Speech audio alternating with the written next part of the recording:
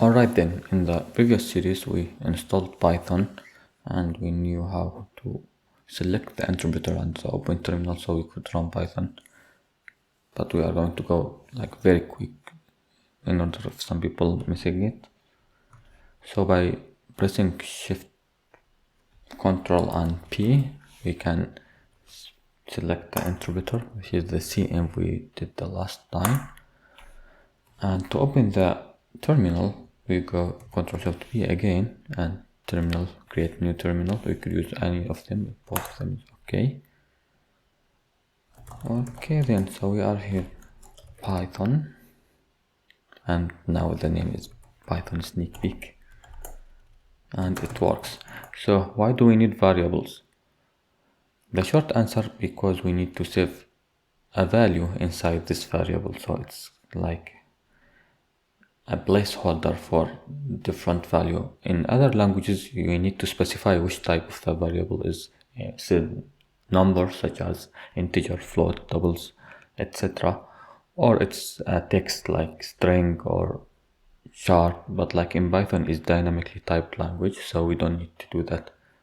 Okay, now so I'm printing hello world right now, but like what if I want to print a different value and I wanted to change it like over and over again to print hello John or hello Adam or whatever. We declare our variable, we called it name and let's say John is okay. Is it like this? I guess so. Gender. But if I write like here name, then I run it,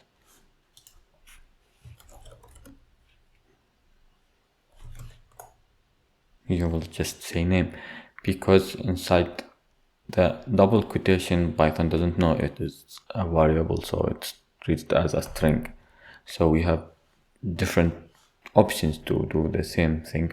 We could just get the name outside of the quotation with comma, of course, and now if we run from here you will get gender for sure.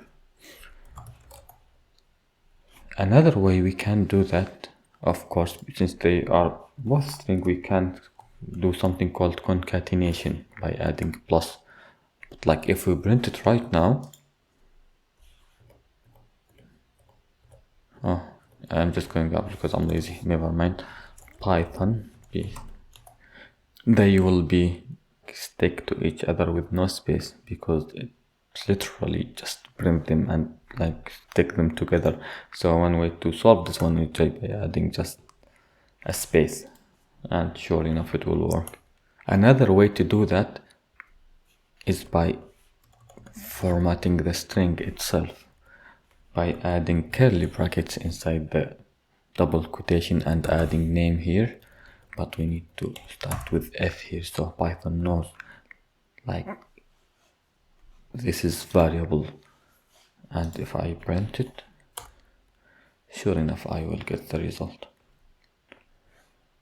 And of course I could have different type of variables, such as like let's say age, which is number, let's say 32, or we can take a different variable such as booleans, which they have two values, true or false. So let's say here, is he single? True. If you are a programmer, you're gonna be single. Or we could do as well false. Yeah, by the way, you could use the hashtag symbol in Python to create a comment, so the interpreter won't bother see what's inside this one. What if I want to print all of them? The good thing about this type of printing, as you could see, we can just add extra. Here we have age, and let's see, is he single?